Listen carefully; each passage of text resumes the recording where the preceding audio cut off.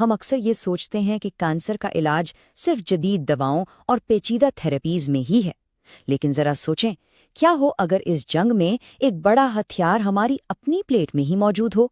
حال ہی میں Rutgers university کی ایک نئی تحقیق نے جگر کے کینسر اور ہماری خوراک کے درمیان ایک بہت ہی حیران کن کنیکشن دریافت کیا ہے۔ تو چلیے دیکھتے ہیں کہ سائنس اس بارے میں کیا کہتی ہے۔ تو اس مسئلے کی گہرائی کو سمجھنے کے لیے یہ جاننا ضروری ہے کہ جگر کا کینسر کتنا خطرناک ہے۔ یہ ایک خاموش دشمن ہے۔ امریکہ جیسے ترقی یافتہ ملک میں بھی تشخیص کے بعد 5 سال تک زندہ رہنے کی شرح صرف 22% ہے۔ یہ ایک سوبرنگ نمبر ہے، اور یہ ہمیں بتاتا ہے کہ ہمیں کتنی شدت سے نئے اور بہتر طریقوں کی ضرورت ہے۔ اور بات صرف ان لوگوں کی نہیں ہے جن کی تشخیص ہو چکی ہے، خطرہ اس سے کہیں زیادہ بڑا ہے۔ تقریباً ہر 4 میں سے 1 امریکی بالغ کو فیٹی لیور کی بیماری ہے۔ یہ ایک ایسی حالت ہے جو اکثر خاموشی سے کینسر کا سٹیج تیار کر رہی ہوتی ہے۔ اس کا مطلب یہ ہے کہ لاکھوں لوگ جنہیں شاید خود بھی معلوم نہ ہو، وہ اس خطرے کے کتنا قریب ہیں۔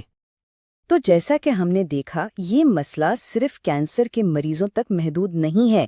خطرے کا دائرہ بہت بہت وسیع ہے اور ان لاکھوں لوگوں تک پھیلا ہوا ہے جنہیں جگر کی عام بیماریاں ہیں اور انہیں شاید اس بات کا احساس تک نہیں کہ وہ کتنے بڑے رسک پر ہیں۔ اچھا، تو وہ کون سی چیزیں ہیں جو جگر کو کمزور کرتی ہیں؟ فیٹی لیور کی بیماری ہو، سیروسس ہو، وائرل ہیپیٹائٹس یا پھر بہت زیادہ شراب نوشی، یہ سب مل کر جگر پر اتنا دباؤ ڈالتے ہیں کہ ایک ایسا ماحول بن جاتا ہے جہاں کینسر کو پھلنے پھولنے کا موقع مل جاتا ہے۔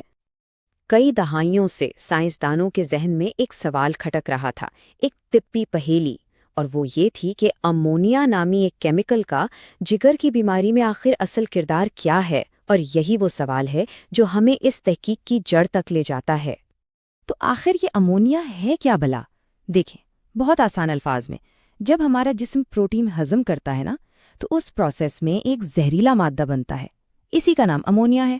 اور چونکہ یہ واقعی زہریلا ہوتا ہے، اس لیے صحت مند جسم کے لیے بہت ضروری ہے کہ اسے فوراً ٹھکانے لگایا جائے۔ ایک صحت مند جگر کا کام بالکل ایک ماسٹر کیمسٹ جیسا ہے۔ یہ کیا کرتا ہے کہ یہ اس زہریلے امونیا کو لیتا ہے اور اسے یوریا میں بدل دیتا ہے، جو کہ ایک بالکل بے ضرر چیز ہے، اور پھر یہ یوریا آرام سے پیشاب کے ذریعے جسم سے باہر نکل جاتا ہے۔ کتنا زبردست اور مؤثر سسٹم ہے نا؟ لیکن مسئلہ تب شروع ہوتا ہے جب جگر کمزور ہو یا بیمار۔ تب یہ پورا صفائی کا نظام گڑبڑا جاتا ہے اور امونیا خون میں جمع ہونا شروع ہو جاتا ہے۔ اور یہیں پر وہ بڑا سوال اٹھا جس نے سائنسدانوں کو پریشان کر رکھا تھا۔ کیا یہ جمع ہوتا ہوا امونیا صرف بیماری کا ایک سائیڈ ایفیکٹ ہے، یا پھر یہ خود کینسر کی آگ کو بھڑکا رہا ہے؟ اب اس سوال کا جواب تو چاہیے تھا، اور ایک پکا جواب۔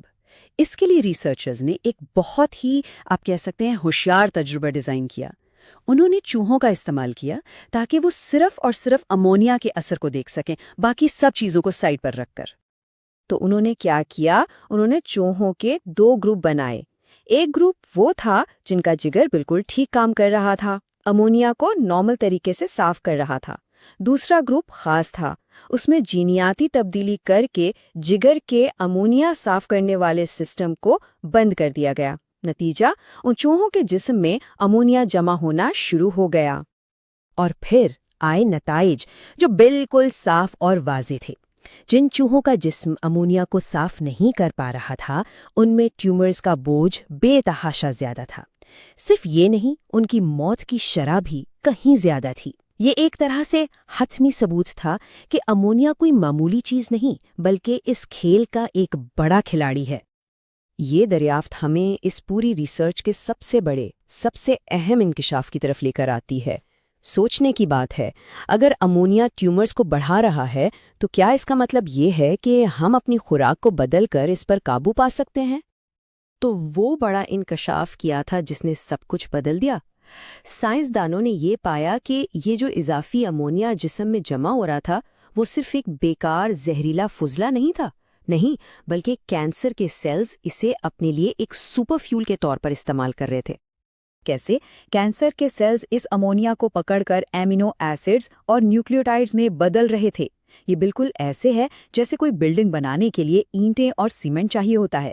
یہ وہی خام مال ہے جس کی کینسر کو تیزی سے بڑھنے اور پھیلنے کے لیے ضرورت ہوتی ہے۔ یعنی کینسر نے جسم کے اپنے ہی فضلے کو جسم کے خلاف ایک ہتھیار کے طور پر استعمال کرنا سیکھ لیا تھا۔ جب یہ میکانزم سمجھ میں آ گیا تو اگلا قدم بالکل صاف تھا۔ چونکہ امونیا پروٹین سے بنتا ہے تو ریسرچرز نے ان چوہوں کو کم پروٹین والی خوراک دینا شروع کر دی، اور نتائج کمال کے تھے۔ کم پروٹین کا مطلب کم امونیا، اور کم امونیا کا مطلب ٹیومر کی گروتھ میں واضح کمی۔ وہ سست ہو گئی۔ لیکن یہاں 1 منٹ رکنا بہت ضروری ہے۔ اس سے پہلے کہ کوئی یہ سوچنا شروع کر دے کہ چلو پروٹین کھانا کم کر دیتے ہیں، ایک بہت اہم بات سمجھنے کی ہے۔ یہ معاملہ اتنا سیدھا نہیں ہے جتنا لگتا ہے، اور اس کو غلط سمجھنا خطرناک بھی ہو سکتا ہے۔ اس تحقیق کے جو سینئر مصنف ہیں وشنگ زونگ، وہ خود اس بات پر بہت زور دیتے ہیں۔ وہ خبردار کرتے ہیں کہ کینسر کے مریضوں کو علاج کے دوران اکثر اپنے مسلز کو بچانے کے لیے زیادہ پروٹین کی ضرورت ہوتی ہے۔ تو اگر پروٹین کو اچانک بہت کم کر دیا جائے تو یہ فائدے کے بجائے الٹا نقصان پہنچا سکتا ہے۔ تو چلیں اس ساری بات کو سمیٹتے ہیں۔ اہم نکات کیا ہیں؟ پہلی بات تو یہ کہ اگر جگر کمزور ہے تو زیادہ امونیا ٹیومر کے لیے فیول کا کام کر سکتا ہے۔ دوسری بات، جن لوگوں کو جگر کی بیماریوں کا خطرہ ہے ان کے لیے پروٹین کی مقدار کو احتیاط سے کنٹرول کرنا ایک کارآمد حکمت عملی ہو سکتی ہے۔ لیکن سب سے اہم بات، یہ کوئی DIY نسخہ نہیں ہے۔ یہ خود سے علاج کرنے کا مشورہ بالکل نہیں ہے۔ خوراک میں کسی بھی قسم کی تبدیلی ہمیشہ ڈاکٹر کے مشورے سے ہی ہونی چاہیے۔ تو آخر میں یہ تحقیق ہمیں ایک بہت بڑے اور دلچسپ سوال کے سامنے لا کھڑا کرتی ہے۔ کیا آنے والے وقت میں کینسر سے جنگ صرف مہنگی دواؤں اور ہائی ٹیک تھراپیز سے ہی لڑی جائے گی، یا پھر ہماری پلیٹ میں موجود کھانا بھی اس جنگ کا ایک نیا اور طاقتور میدان بن سکتا ہے؟ یقیناً یہ تحقیق اس سمت میں ایک بہت اہم قدم ہے۔